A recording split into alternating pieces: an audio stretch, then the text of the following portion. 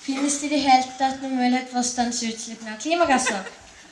Ja, jo, vi har forsket lenge på dette området, og det er klart vi står overfor store utfordringer. Men vi mener klarer å begrense utslippene ganske mye. Ja, det er viktig å begrense utslippene.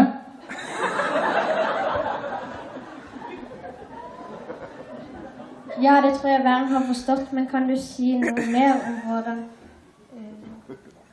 dere skal få ned disse utslippene? Ja, jo, vi har fått litt, ja, det er et stort mål for å få et tema for utslippene ned. Ja, da tror jeg vi er enige om det, professor Tran.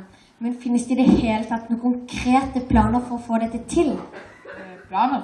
Ja, planer. Ja. Nå skal vi få se.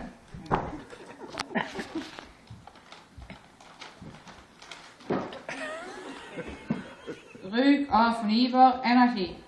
Vi mener det er viktig at alle nå satser på bruk av fornybar energi, for eksempel sol- og vindkraft, vannkraft og slike ting som ikke skader naturen. Ja, nettopp, professor.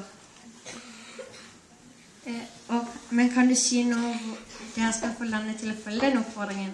Følge oppfordringen? Vi mener det kan være lurt å innføre klimakvoter.